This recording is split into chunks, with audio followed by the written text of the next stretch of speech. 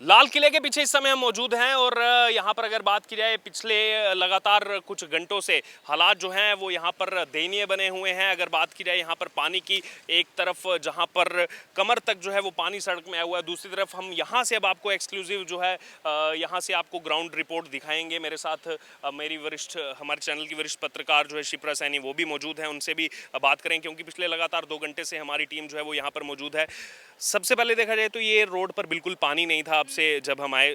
2 घंटे पहले, लेकिन अब देखा जा रहा है कि यहाँ पर भी पानी जो है वो काफ़ी ज़्यादा भर चुका है। बिल्कुल, मैं वही बताने वाली हूँ कि जब हम आए थे तो सिर्फ उधर पानी था, लेकिन हम यहाँ पर 2 घंटे से हैं और हालात ये बन चुके हैं कि अब उधर तो छोड़िए, यहाँ तक पानी आ चुका है। तो ये जो हालात दिल्ली में बन रहे हैं, शायद ही इससे पहले दिल्ली ने ये हालात देखे होंगे। सवाल ये उठता है कि आखिर इन हालातों के लिए जिम्मेदार कौन है? तो केजरीवाल जब उन पर मुसीबत आती है तो वो जिम्मेदारी जो है उपराज्यपाल पर डाल देते हैं कि ये उपराज्यपाल की जिम्मेदारी थी, लेकिन सवाल का जवाब तो देना होगा कि आखिर ये जिम्मेदारी किसकी थी, क्योंकि दिल्ली का ये वो इलाका है, पुरानी दिल्ली, जहां से पुरानी दिल्ली रेलवे स्टेशन का रास्ता जो है वो तय होता है। हम देख सकते हैं कि डीटीसी बस उधर खड़ी हुई है, वो निकल नहीं पा रही है। तमाम लोग जो है जो इधर से गुजरते हैं वो नहीं निकल पा रहे हैं, यानी आम जनता जो है वो काफी परेशान है। और यही बड़ा सवाल है कि आखिर इसका जिम्मेदार है कौन? क्या केजरीवाल, अब ये तस्वीरें तो आम जनता से लेकर हम तमाम लोगों के सामने हैं, क्या इसकी जिम्मेदारी केजरीवाल लेंगे?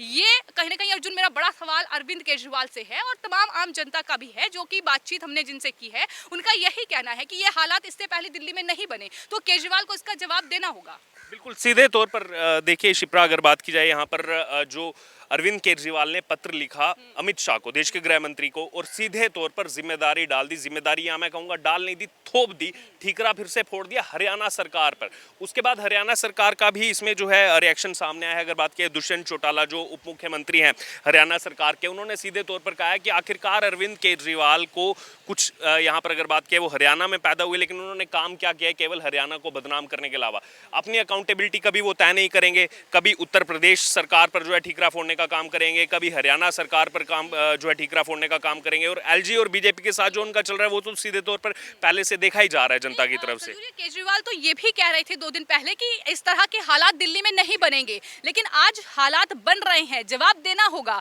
कि ये जो इलाके हैं पुरानी दिल्ली के, क्या इसके लिए कोई तैयारी नहीं की गई? और तैयारी क्यों नहीं की गई? क्योंकि दिल्ली, जो पुरानी दिल्ली का इलाका है, वहां पर तमाम लोग जो यमुना के किनारे रहते हैं, वो झुग्गी झोपड़ियों में रहते हैं, उनके लिए बहुत परेशानी आ गई है। तो ऐसे में जवाब देना होगा कि वो लोग, राहत शिविर की बात हो रही है, कोई राहत शिविर नहीं है। वो कह रहे हैं कि हमारे लिए कोई राहत शिविर नहीं है, कोई नाव नहीं है, तो उनके लिए इंतजाम क्या है? ये बड़ा सवाल है जो कहीं ना कहीं अब इस बीच खड़ा हो रहा है। और जो वो कह रहे हैं कि हथनीकुंड बैराज से पानी छोड़ा जा रहा है, तो ये पहली बार नहीं हुआ है। हर बार जब मानसून आता है, और ये सिर्फ 4 दिन की बारिश के बाद का नजारा है, आप देखिएगा आगे आगे हालात और ज्यादा बिगड़ते नजर आएंगे अगर तैयारियां नहीं है तो। बिल्कुल सीधे तौर पर अगर यहाँ पर कहा जाए, जो यहाँ पर हथनीकुंड बैराज की बात आ रही है, क्या दिल्ली सरकार को ये चीज़ नहीं पता थी? क्या आम आदमी पार्टी के वरिष्ठ नेता जो अपने आप को कहते रहते हैं कि हमसे पढ़ा लिखा यहाँ पर कोई भी नहीं है, हम सबसे ज़्यादा पढ़े लिखे जो है यहाँ पर नेता है, क्या उनको ये चीज़ नहीं पता थी कि दिल्ली में जो है पानी वहाँ से आता है और यही पानी आगे उत्तर प्रदेश में भी तो जाता है? तो उत्तर प्रदेश में ऐसे हालात क्यों पैदा नहीं हुए?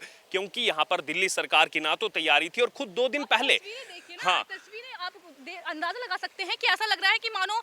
नदी की एक लहर है, कोई गंगा का किनारा है और इस तरीके से लहरें बह रही हैं, और अंदाजा लगाना मुश्किल है कि ये दिल्ली का इलाका है या यमुना का पानी जो है वो इस तरीके से बह रहा है। तो ये बेहद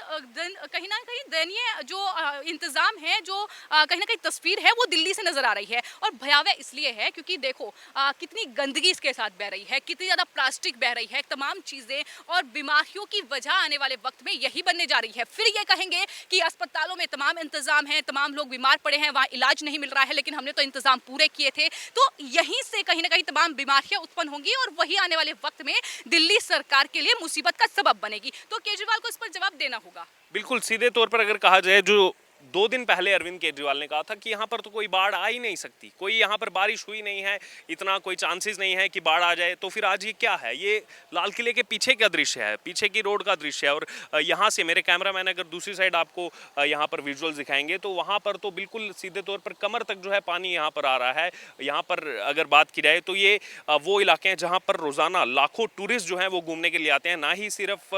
भारत देश के बल्कि विदेशों के लाखों लोग घूमने के लिए आते हैं, क्योंकि यही लाल किला है, ये वो ऐतिहासिक धरोहर है यहाँ पर जिसमें दिल्ली का इतिहास छुपा हुआ है। टूरिज्म के लिहाज से आपने बात की तो अरविंद केजरीवाल ये कह रहे हैं कि ये जो तस्वीर है ये शर्मनाक है, तो शर्मनाक तस्वीर पर उन्हें भी शर्म आनी चाहिए कि ये शर्मनाक तस्वीर जो है उनके ही शासनकाल में राजधानी दिल्ली में हमें देखने को मिल रही है, जहां तमाम दुनिया भर के देशों से सैलानी घूमने के लिए आते हैं। लाल किला है, लाल किला ऐतिहासिक धरोहर है देश की, और उसके पीछे का नजारा ये है, तो आप सोचिए ये एक इलाका है दिल्ली का, लेकिन दिल्ली के तमाम अलग अलग इलाके ऐसे हैं जो पुरानी दिल्ली के, खासतौर पर यमुना के आसपास के इलाके हैं, उनमें हालात बिल्कुल वैसे ही बने हुए हैं। लोग त्रस्त हैं, परेशान हैं, कोई सुविधाएं उनके लिए नहीं है, नाव की सुविधा नहीं है, वहां से वो निकल नहीं पा रहे हैं, राहत शिविरों की बात हो रही है, कोई राहत शिविर नहीं है, ये तमाम आरोप लग रहे हैं। तो वही सीधे तौर पर अगर बात करें तो हर चीज़ पर केंद्र सरकार हो, दिल्ली के लेफ्टिनेंट गवर्नर हो या फिर बाकी जो पड़ोसी राज्य हैं उन पर सीधे तौर पर ठीकरा फोड़ने का काम ये बहुत पहले से जो है अरविंद केजरीवाल करते रहे हैं, इसमें कुछ नया नहीं है। लेकिन बात ये है कि अगर आप बार बार जो है बाकियों पर आरोप लगाएंगे तो फिर आखिरकार आप कब काम करेंगे? आप जो लगातार कहते रहे हम इतने ज़्यादा पढ़े लिखे जो हैं यहाँ पर मुख्यमंत्री हैं, हमने अपनी नौकरी छोड़ दी समाज के लिए, लोगों के लिए, अब कहाँ हैं आपकी वो समाज और लोगों के लिए कहने वाली बड़ी बड़ी बातें? क्योंकि यहाँ पर अगर सीधे तौर पर देखा जाए इस बाढ़ का असर जो है वो दिल्ली की आम जनता पर होगा और दिल्ली से जो है वो पूरा देश चलता है। आखिरकार आपको यहाँ पर अपनी जिम्मेदारी जो है वो यहाँ पर तय करनी होगी। लेकिन अब अगर बात किए सीधे तौर पर आप देख सकते हैं हालात यहाँ पर बिल्कुल जो है और ज़्यादा ख़राब होते जा रहे हैं और यहाँ पर बाकी जो टीमें हैं, चाहे फायर ब्रिगेड की हो चाहे बाकी रिलीफ फोर्सेज जो हैं वो उनको यहाँ पर तैनात कर दिया गया है और लोग जो है वो लगातार यहाँ पर आ रहे हैं क्योंकि ये सड़क नहीं, अब ये वो झील बन चुकी है जिसका जिक्र अरविंद केजरीवाल कहा करते थे कि दिल्ली को हम जो है झीलों का शहर बना रहे हैं और अब वाकई में वो झीलों का शहर जो है दिल्ली बन चुका है। 380 जिलों की बात की थी, लेकिन यहाँ पर ऐसी हज़ारों झीलें जो हैं वो दिल्ली के अलग अलग इलाकों में आपको देखने को मिलेंगी। देखिए पिछले लगातार 1 घंटे से हमारी टीम जो है वो यहाँ पर बनी हुई है, लेकिन यहाँ पर अगर पानी की बात की जाए तो पानी का बहाव जो है वो यहाँ पर बढ़ता जा रहा है और यहाँ पर पुलिस भी जो है वो अलर्ट मोड पर है और उन्होंने सीधे तौर पर हमसे भी यहाँ पर मना किया है कि ज़्यादा आगे ना जाएं और यहाँ से जो है ये जगह को खाली करने को कह दिया गया है क्योंकि कुछ समय पहले अगर बात करें तो ये सड़क पूरी खाली, यहाँ पर बिल्कुल भी पानी नहीं था, एक बूंद भी पानी नहीं था। लेकिन अब आप देख सकते हैं पानी का बहाव इतना तेज़ हो चुका है कि कुछ ही मिनट के अंदर ये पानी इतनी तेज़ी से जो है वो सीधे तौर पर यहाँ पर आ रहा है और सड़क के उस पार जो दूसरा रूट है वो भी सड़क है। आप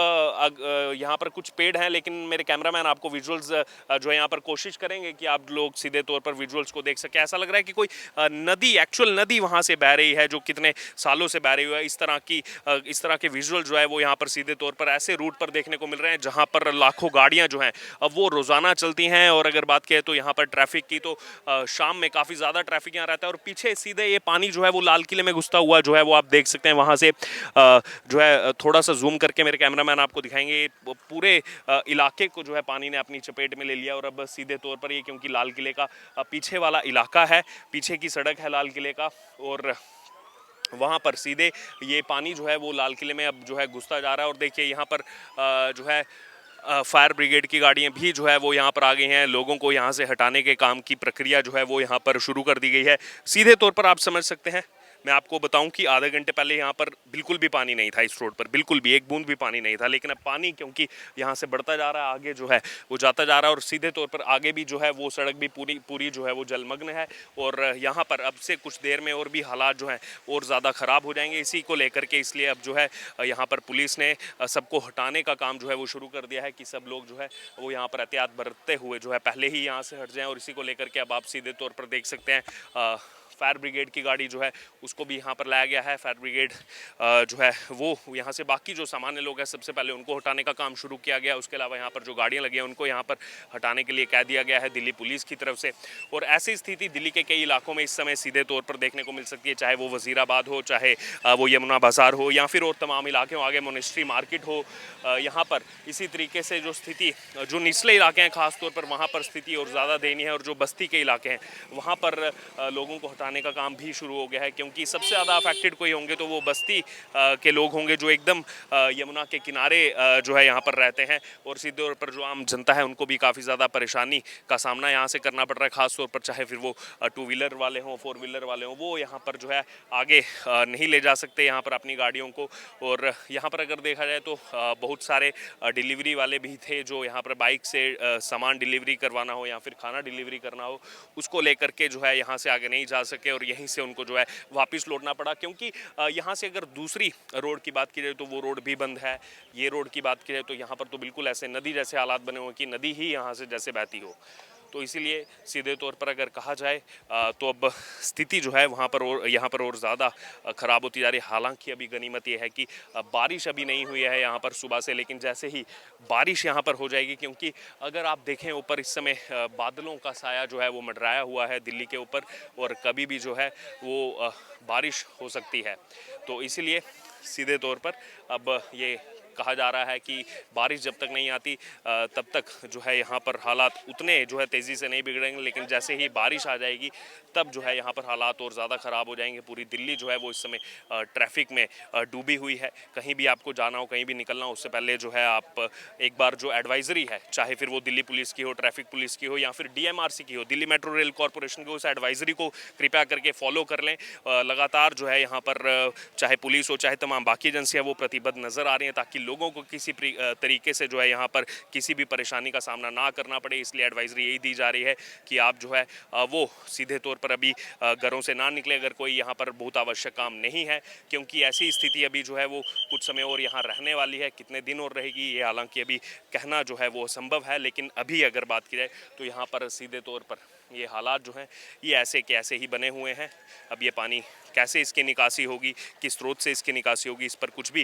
कह पाना जो है अभी असंभव है। लेकिन अगर बात की NDRF यानी कि नेशनल डिज़ास्टर रिलीफ फोर्स या फिर SDRF, उनको भी यहाँ पर जो है तैनात किया गया है और अलग अलग जगह पर जो है उनको अलर्ट मोड पर रखा गया है ताकि किसी भी यहाँ पर स्थिति में, बाढ़ जैसी स्थिति में जो है लोगों को एवैक्यूएट किया जाए। हालांकि पहले से ही यहाँ पर नज़र बनी हुई है यहाँ पर, लेकिन देखना होगा कि आखिरकार अब क्या जो है यहाँ पर स्टेप्स उठाए जाते हैं लोगों के लिए, क्योंकि ये दिल्ली है, देश की राजधानी है, पूरा देश यहाँ से चलता है। और अगर दिल्ली ही जलमग्न हो गई